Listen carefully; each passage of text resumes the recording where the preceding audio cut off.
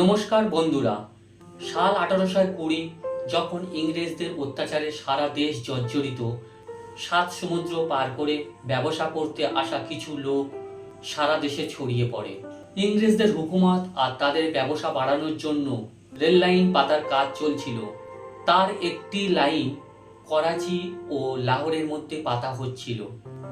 এই কাজের দায়িত্বে ছিলেন ইংরেজ ইঞ্জিনিয়ার জন ও উইলিয়াম বেন্টিন। 1856 সালে শ্রমিকরা মাটি কাটার কাজ করতে গিয়ে এমন কিছু জিনিস দেখতে পায় যা দেখে ইংরেজদের পায়ের তলা থেকে মাটি সরে যায়। মাটির নিচে হাজারো সালের পুরানো শহর। এই শহর বানালো কারা, কিভাবে তৈরি হলো, বোঝার চেষ্টা করি এই ভিডিওতে। পাঞ্জাবের কিছু লোক মাটির তলায় থেকে ইট পায় এবং তারা সেটা ভগবানের আশীর্বাদ বলে মনে করে এবং সেই ইট নিয়ে তারা বাড়ি গিয়ে নিজেদের ঘরদোর বানাতে শুরু করে।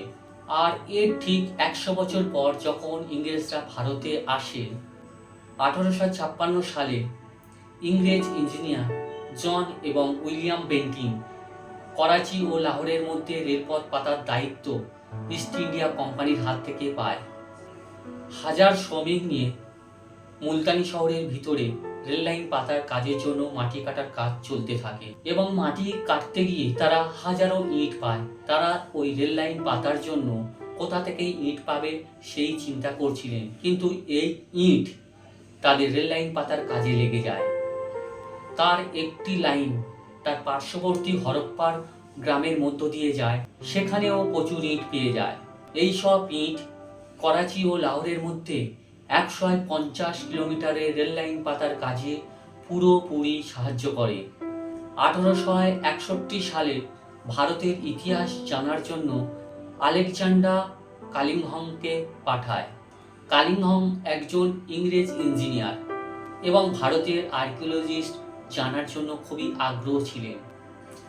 যখন তিনি হরপ্পাতে পৌঁছায় এবং সেখান থেকে রিসার্চ করে কয়েকটি সিল পায়, 1872 সালে কালিংহম রিসার্চ পাবলিশ হয় এবং তিনি এটাকে ব্রহ্মলিপি বলে, কিন্তু পরে সেটি ভুল প্রমাণিত হয়। এছাড়া এটি 400 খ্রিস্টের পূর্বাব্দে বলে, তাও ভুল প্রমাণ হয়। পরে 1912 সালে যে ফিট আরো কতগুলি শিলমোহর আবিষ্কার করে, সেখানে বলা হয় 600 BC সাল পুরানো। আর্কিওলজি স্যার জন মার্শাল, রায়বাহাদুর, দয়ারাম সাহানি এবং রাখালদাস বন্দ্যোপাধ্যায় মহেঞ্জোদারো আবিষ্কার করে। 1947 সালে দেশ ভাগ হওয়ার পর সিন্ধু সভ্যতার বেশিরভাগ অংশ পাকিস্তানে চলে যায়। হরপ্পা সভ্যতা এই সময় পাকিস্তান, আফগানিস্তান এবং পূর্ব ভারতের মধ্যেই অবস্থিত। মোটামুটি এখানে 2000-এর বেশি সাইট পাওয়া যায়। এই সময়ে পুরানো শহর বলতে জানা যায় ইজিপ্ট, যা নীল নদীর তীরেই অবস্থিত। মেসোপটেমিয়া টাইগ্রিস নদীর তীরে গড়ে ওঠে আর চীন হুয়াংহো নদীর তীরে গড়ে ওঠে। কিন্তু সব থেকে পুরানো শহর সিন্ধু সভ্যতার থেকে মেসোপটেমিয়া এবং ইজিপ্ট সভ্যতাকে মানা হয়। 2016 সালে IIT খড়গপুর এবং ISI আর্কিওলজিস্ট ডেটিং এর সাহায্য নিয়ে বলে মেসোপটেমিয়া থেকে পুরানো সিন্ধু সভ্যতা। সিন্ধু সভ্যতা প্রায় 4500 বছর পুরানো হতে পারে। এমন কিছু প্রমাণ পাওয়া গেছে যা দেখে বলা যায় এখানে চাষের বসতি ছিল, চাষের অস্ত্র পাওয়া গেছে। সিন্ধু সভ্যতার নগরগুলো ছিল পরিকল্পিত, যা আজকের দিনে অনেক শহরের মধ্যে দেখতে পাওয়া যায় না। ছিল রাস্তা, রাস্তার পাশে ডাস্টবিন, বড় রাস্তায় থেকে বাড়তি জল নেমে যাওয়ার জন্য ছিল ড্রেন, রাস্তার ধারে একতলা দুতলা পরিকল্পিত বাড়ি। সেই সময় প্রত্যেক বাড়িতে পানীয় জলের জন্য ছিল কুয়া। বাড়িতে ছোট ড্রেন দিয়ে নোংরা জল বেরিয়ে যাওয়ার জন্য ছিল ড্রেন পথ। এমনকি মহেঞ্জোদারোতে পাওয়া যায় এক বিশাল স্নানাগার, শস্যগার। সবকিছু এখানে পরিকল্পিতভাবে তৈরি করা হয়েছিল। সিন্ধু সভ্যতা নামটি প্রথম ব্যবহার করেন জন মার্শাল। এটিকে আবার হরপ্পা সভ্যতাও বলা হয়। মেসোপটেমিয়ার সঙ্গে হরপ্পা সভ্যতার আসা যাওয়ার কিছু মিল পাওয়া যায়।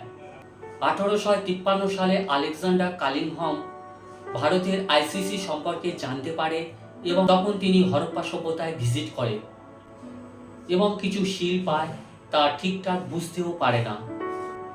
পরে 1992 সালে দয়ারাম সাহানি হরপ্পা আবিষ্কার করে। 1919 সালে RS-20 দ্বারা সবথেকে মারাত্মপূর্ণ আবিষ্কার হলো ঢোলাবিলা আবিষ্কার। সেখানে পাওয়া যায় কিছু শিলালিপি এবং একটা বড় কাঠের সাইনবোর্ড। সেই সাইনবোর্ডে থাকে শহরের ক্রমবর্ধমান জীবনযাত্রার অঙ্কিত চিত্র। হরপ্পা সভ্যতাকে 4 ভাগে ভাগ করে ঐতিহাসিকবিদরা। প্রথম আসে প্রাথমিক হরপ্পা, যা 3300 BC সাল আগে। এই সময় মানুষ সাধারণত চাষবাস করে জীবন ধারণ করত।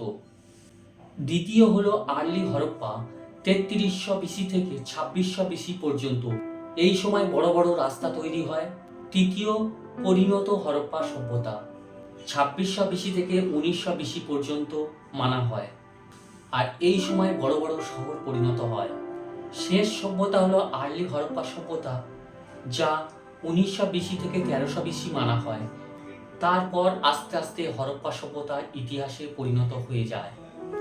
হরপ্পা সভ্যতা সিন্ধু নদীর তীরে গড়ে ওঠে। ধীরে ধীরে পরিবেশ পরিবর্তনের ফলে জমির উর্বরতা কমতে থাকে এবং নদীর জল শুকাতে লাগে। তখন ওখান থেকে মানুষ আস্তে আস্তে গঙ্গা নদীর তীরে বসবাস করা শুরু করে। এই সভ্যতা আর্ট অ্যান্ড ক্রাফটের জন্য খুবই বিখ্যাত মানা যায়। এই সময় বিখ্যাত হলো তামার চুরি দিয়ে মোম ছাঁচে ঢালাই করা এক নর্তকীর মূর্তি, এছাড়া হরপ্পার টর্চ, এছাড়া এক লাল চামচ পুরুষ। এ দুটো এখন দিল্লির মিউজিয়ামে গেলে দেখতে পাবে। শিলমোহর ছিল পোড়ামাটি দিয়ে তৈরি। এছাড়া রূপা, তামা, চীনামাটি, পোড়ামাটি, শিলখড়িও শিলমোহর পাওয়া যায়। বেশিরভাগ শিলমোহর বর্গাকার ও আয়তাকার। পশুপতির ছবি পাওয়া যায়, যা দেখে এখন বিশ্বাস করা হয় যে তখনকার মানুষ ভগবানকে বিশ্বাস করত। তারা দেবী, উদ্ভিদ এবং জলকে পূজা করতেন। যত শিলমোহর পাওয়া গেছে, বেশিরভাগ শিলমোহরে ইউনিকর্ন অর্থাৎ শিংযুক্ত কুঁচবিহীন এক ষাঁড়ের ছবি পাওয়া যায়। এছাড়া বাইসন, হাতি, কুঁচবিহীন ষাঁড়, খরগোশ, বাঘ, মহিষ পশুকে তারা দেবতা বলে মানতেন। পরিমাপের জন্য তারা ওজন বস্তু ব্যবহার করতেন, যা আজকের দিনে 16 আনা 1 টাকা হিসেবে ব্যবহৃত করা হয়। এমনকি জামা কাপড় সেলাই করার জন্য তারা সূঁচ ব্যবহার করত। হরপ্পা সভ্যতার ইতিহাস এই ছোট্ট ভিডিওতে বলে শেষ করা যায় না। প্লিজ বন্ধুরা, আপনাদের হরপ্পা সভ্যতা সম্পর্কে জানা আছে প্লিজ কমেন্ট করে জানাবেন। ধন্যবাদ।